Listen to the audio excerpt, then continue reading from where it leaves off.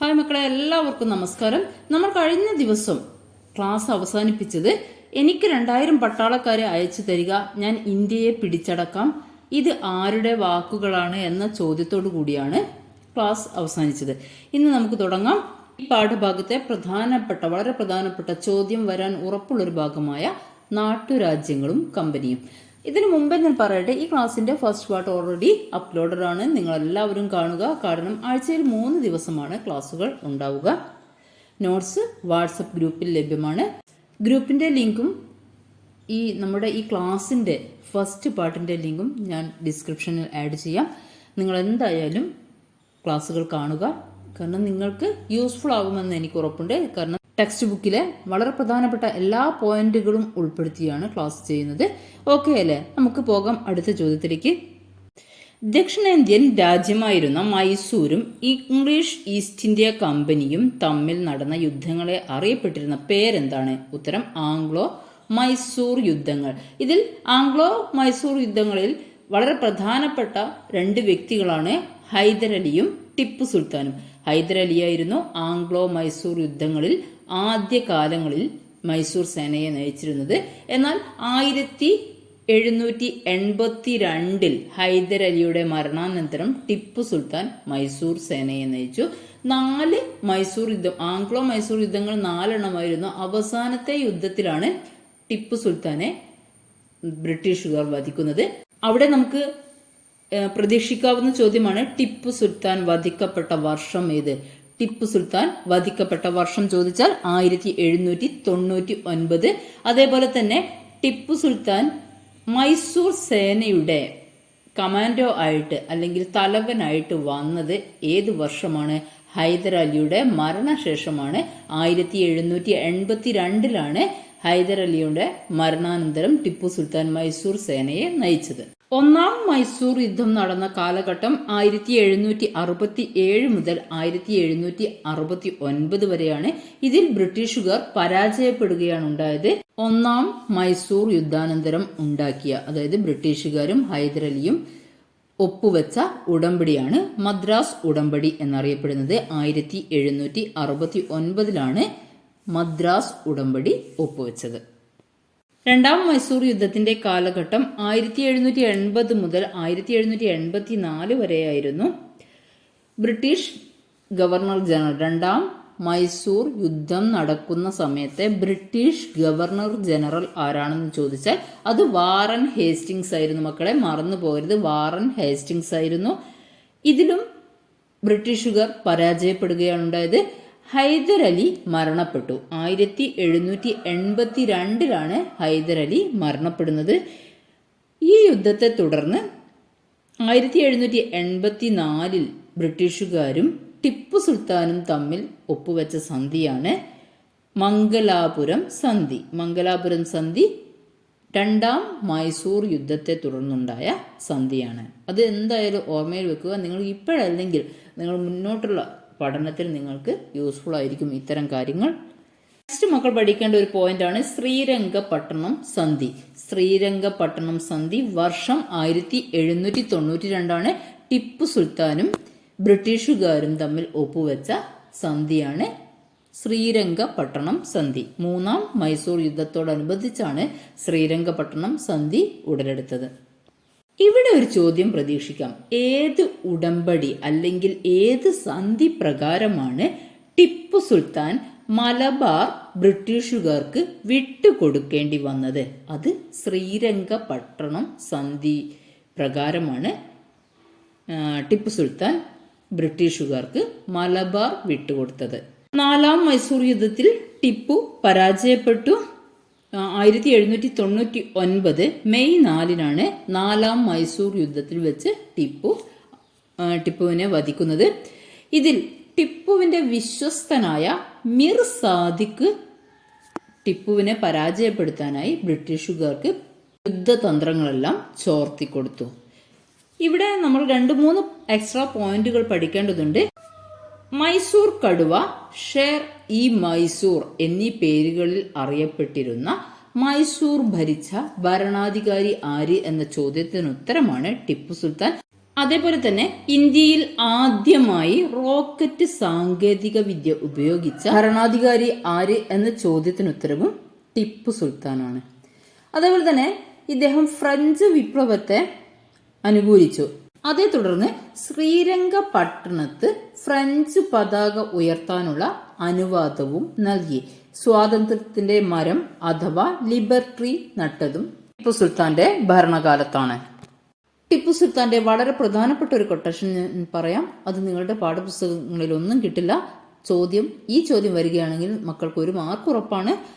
എന്താണെന്നോ, ജീവിതം മുഴുവൻ ആടിനെ പോലെ ജീവിക്കാതെ ഒരു ദിവസമെങ്കിലും സിംഹത്തെ പോലെ ജീവിക്കണം എന്ന് പറഞ്ഞത് ആരാണ് എന്ന ചോദ്യത്തിനുത്തരം ടിപ്പു സുൽത്താനാണ്. അതോടുകൂടി നമ്മുടെ ഈ ടിപ്പു സുൽത്താന്റെ ഭാഗം ഇവിടെ ക്ലോസ് ചെയ്യുകയാണ്. നെക്സ്റ്റ് ക്വസ്റ്റ്യൻ, ബ്രിട്ടീഷുകാർ ശാശ്വത ഭൂനികുതി വ്യവസ്ഥ നടപ്പിലാക്കിയ വർഷം ഏതാണ്? 1793 ബ്രിട്ടീഷുകാർ ശാശ്വത ഭൂനികുതി വ്യവസ്ഥ നടപ്പിലാക്കുന്നത്. എല്ലാവരും കൃത്യമായിട്ട് വർഷങ്ങൾ പഠിച്ചിരിക്കുക. ചോദിക്കാൻ സാധ്യതയുള്ള കാര്യങ്ങളാണ് വർഷങ്ങൾ. മക്കൾ കൃത്യമായിട്ട് എഴുതി തന്നെ പഠിച്ചെടുക്കുക. ഓക്കെ, ബ്രിട്ടീഷുകാർ ശാശ്വത ഭൂനികുതി വ്യവസ്ഥ നടപ്പിലാക്കിയ വർഷം 1793. ഭൂനികുതി വ്യവസ്ഥകളിലേക്കൊക്കെ പോകുന്നതിന് മുമ്പ് 2-3 യുദ്ധങ്ങളെ കുറിച്ച് അവയുടെ കാലഘട്ടം മാത്രം പഠിച്ചു വെക്കാം.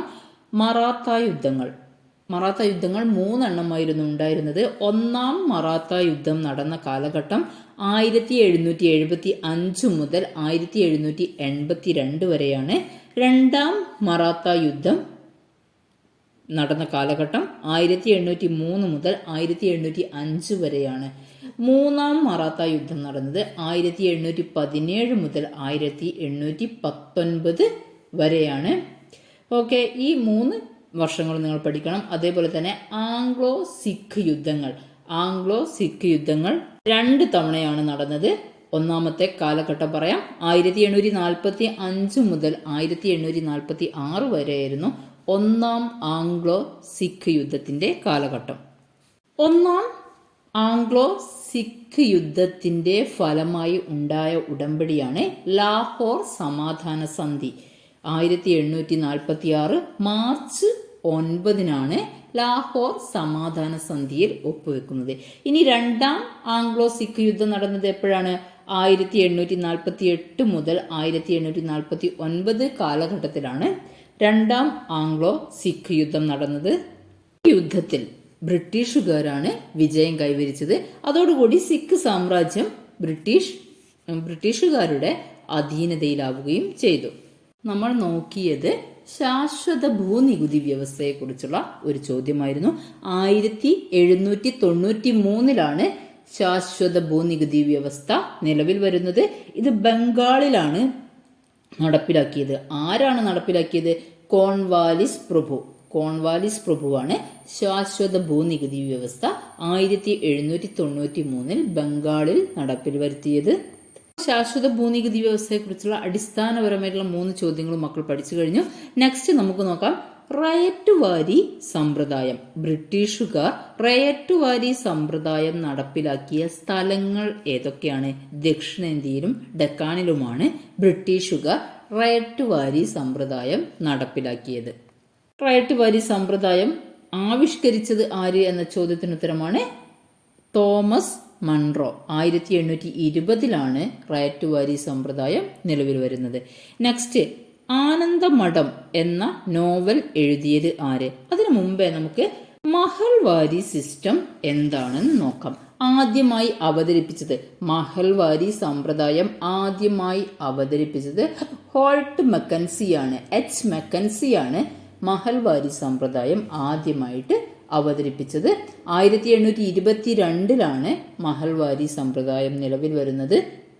ഇത് നിലവിൽ വന്നത് ഉത്തരേന്ത്യ, മധ്യേന്ത്യ, പഞ്ചാബ് എന്നീ സ്ഥലങ്ങളിലാണ്. ഗ്രാമത്തെ മുഴുവൻ ഒറ്റ മഹൽ ആയി കണ്ട് നികുതി പിരിക്കുന്ന സമ്പ്രദായമായിരുന്നു മഹൽവാരി സമ്പ്രദായം.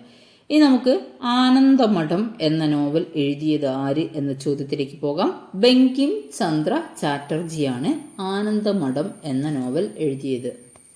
ആനന്ദമഠം എന്ന നോവൽ എഴുതിയത് ബങ്കിം ചന്ദ്ര ചാറ്റർജിയാണ്. ബംഗാളി ഭാഷയിലാണ് അദ്ദേഹം ആനന്ദമഠം എന്ന നോവൽ എഴുതിയിരിക്കുന്നത്. അടുത്ത ചോദ്യം, വന്ദേ മാതരം ഏത് കൃതിയിൽ നിന്നാണ് എടുത്തിട്ടുള്ളത്?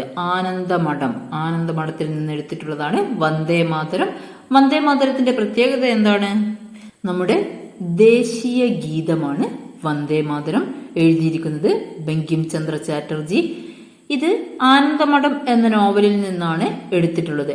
ആദ്യമായി വന്ദേ മാതരം ആലപിച്ച INC സമ്മേളനം, ഇന്ത്യൻ നാഷണൽ കോൺഗ്രസിന്റെ സമ്മേളനം ഏതാണെന്ന് ചോദിച്ചാൽ 1896 കൊൽക്കത്ത സമ്മേളനത്തിലാണ് വന്ദേ മാതരം ആദ്യമായി ആലപിച്ചത്. ആ കൊൽക്കത്ത സമ്മേളനത്തിന്റെ അധ്യക്ഷൻ ആരായിരുന്നു? റഹ്മത്തുള്ള M സയാനിയായിരുന്നു കൊൽക്കത്ത സമ്മേളനത്തിന്റെ അധ്യക്ഷൻ. അപ്പോൾ വന്ദേ മാതരം എന്താണ്? നമ്മുടെ ദേശീയ ഗീതമാണ്. ഇത് ആനന്ദമഠം എന്ന നോവലിൽ നിന്ന് ആരെഴുതിയത്? ബങ്കിം ചന്ദ്ര ചാറ്റർജി എഴുതിയ, ബംഗാളി ഭാഷയിൽ എഴുതിയ നോവലിൽ നിന്നാണ്, ആനന്ദമഠം എന്ന നോവലിൽ നിന്നാണ് വന്ദേ മാതരം എടുത്തിട്ടുള്ളത്. 1896 ഇന്ത്യൻ നാഷണൽ കോൺഗ്രസിന്റെ കൊൽക്കത്ത സമ്മേളനത്തിൽ വെച്ചിട്ടാണ് ആദ്യമായിട്ട് ദേശീയ ഗീതമായ വന്ദേ മാതരം ആലപിക്കുന്നത്. നെക്സ്റ്റ് ക്വസ്റ്റ്യൻ, ആരാണ് നീൽ ദർപ്പൺ എന്ന നാടകം രചിച്ചത്? ദിനബന്ധു മിത്ര. ആരാണ് നീൽ ദർപ്പൺ എന്ന നാടകം രചിച്ചത് എന്ന ചോദ്യത്തിനുത്തരമാണ് ദിനബന്ധു മിത്ര. ബംഗാളിലെ നീലം കർഷകർ അനുഭവിക്കുന്ന ദുരിതങ്ങളെ ആസ്പദമാക്കി 1860 ദിനബന്ധു മിത്ര രചിച്ച നാടകമാണ് നീൽ ദർപ്പൺ. നെക്സ്റ്റ് ക്വസ്റ്റ്യൻ, സാന്താൾ കലാപം നടന്ന വർഷം? 1855 സാന്താൾ കലാപം ആരംഭിച്ചത്. 1855-56 കാലഘട്ടമായിരുന്നു സാന്താൾ കലാപത്തിന്റെ കാലഘട്ടം. അപ്പോൾ സാന്താൾ കലാപം ആരംഭിച്ച വർഷം ചോദിച്ചാൽ 1855. സാന്താൾ കലാപത്തിന് നേതൃത്വം നൽകിയ വ്യക്തികളാണ് സിധു കാൻഹു. ഇവരായിരുന്നു സാന്താൾ കലാപത്തിന് നേതൃത്വം നൽകിയത്. നെക്സ്റ്റ് ക്വസ്റ്റ്യൻ, ഗോത്ര അഭിമാൻ ദിനം ആയി ആചരിക്കുന്നത് എന്ന്? നവംബർ 15. ഗോത്ര അഭിമാന ദിനമായി ആചരിക്കുന്ന ദിവസം ചോദിച്ചാൽ ഉത്തരം നവംബർ 15. ബിർസ മുണ്ടയുടെ ജന്മദിനമായ നവംബർ 15 ജൻജാതീയ ഗൗരവ് ദിവസ് അഥവാ ഗോത്രാഭിമാന ദിനമായി 2021 മുതൽ ഇന്ത്യയിൽ ആചരിച്ചു തുടങ്ങിയത്. നെക്സ്റ്റ് വളരെ പ്രധാനപ്പെട്ട ഒരു ചോദ്യമാണ്, ഇന്ത്യൻ പാർലമെന്റിൽ ഛായാചിത്രം സ്ഥാപിച്ച് ആദരിക്കപ്പെട്ടിട്ടുള്ള ഗോത്ര ജനതയുടെ ഏക നേതാവ് ആരാണ് എന്ന ചോദ്യത്തിന് ഉത്തരവും ബിർസ മുണ്ടയാണ്. നെക്സ്റ്റ് 2 ചോദ്യങ്ങൾ കൂടെ പറയാം. ബിർസ മുണ്ടയെ കേന്ദ്ര കഥാപാത്രമാക്കി ഇക്ബാൽ ദുറാനി രചിച്ച കൃതി ഏതാണ്? ഗാന്ധി സെ പഹലെ ഗാന്ധി. നെക്സ്റ്റ് ക്വസ്റ്റ്യൻ, ബിർസ മുണ്ടയെ കേന്ദ്ര കഥാപാത്രമാക്കി മഹാശ്വേത ദേവി രചിച്ച കൃതിയാണ് ആരണ്യർ അധികാർ. ആരണ്യർ അധികാർ എന്ന കൃതി രചിച്ചത് ആരാണ്? മഹാശ്വേത ദേവിയാണ്. ഇതിലെ കേന്ദ്ര കഥാപാത്രമാണ് ബിർസ മുണ്ട. അതേപോലെ തന്നെ ബിർസ മുണ്ടയെ കേന്ദ്ര കഥാപാത്രമാക്കി ഇക്ബാൽ ദുറാനി രചിച്ച കൃതി ഏതാണെന്ന് ചോദിച്ചാൽ ഗാന്ധി സെ പഹലെ ഗാന്ധി എന്നതാണ്.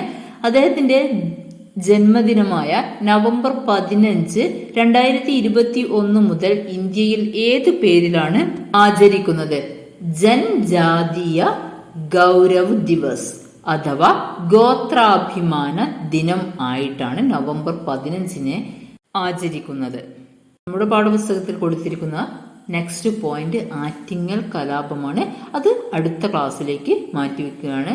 കാരണം ഈ ചാപ്റ്റർ ഒരു ക്ലാസ്സും കൂടെ എടുത്തിട്ട് തീർക്കാൻ പറ്റുള്ളൂ. അത്രയ്ക്കും ലെങ്തിയായ ഒരു ചാപ്റ്ററാണ്. സോ അതുകൊണ്ട് ഇപ്പോൾ തന്നെ 13 മിനിറ്റിലധികമായി നിങ്ങളെ വെറുതെ ബോറടിപ്പിക്കുന്നില്ല. നന്നായിട്ട് പഠിക്കുക. ഈ 13 മിനിറ്റും സ്കിപ്പ് ചെയ്യാതെ കാണുന്നവർക്ക് നല്ല റിസൾട്ട് ഉണ്ടാക്കാൻ പറ്റും. കാരണം പാഠപുസ്തകത്തിൽ പറഞ്ഞ കാര്യങ്ങൾ അല്ലാതെ അതിനപ്പുറത്തുള്ള കാര്യങ്ങൾ കൂടെ ഞാനിതിൽ ഉൾപ്പെടുത്തിയിട്ടുണ്ട്. സോ നന്നായിട്ട് പഠിക്കുക, റിവിഷൻ ചെയ്യുക, പാഠപുസ്തകങ്ങൾ നന്നായിട്ട് വായിക്കുക. കൂടാതെ നമ്മുടെ പത്രം നിർബന്ധമായിട്ടും എല്ലാവരും വായിക്കുക. ഏതൊരു പുസ്തകം കിട്ടുകയാണെങ്കിലും സമയം കണ്ടെത്തി നമ്മൾ അതിനായിട്ട് മാറ്റിവെക്കുക. ഓക്കെ, വായനയ്ക്കായി മാറ്റിവെക്കുക. എല്ലാവർക്കും ഒരിക്കൽ കൂടി വിജയാശംസകൾ നേരുന്നു. സബ്സ്ക്രൈബ് ചെയ്യാതെ കാണുന്നവരുണ്ടെങ്കിൽ സബ്സ്ക്രൈബ് ചെയ്യുക. ഇതിൻ്റെ നോട്ട്സ് വാട്സപ്പ് ഗ്രൂപ്പിൽ ലഭ്യമാണ്. ഗ്രൂപ്പിൻ്റെ ലിങ്ക് ഡിസ്ക്രിപ്ഷനിൽ ആഡ് ചെയ്തിട്ടുണ്ട്. എല്ലാവർക്കും ഒരിക്കൽ കൂടി വിജയാശംസകൾ നേരുന്നു. Thank you. See soon.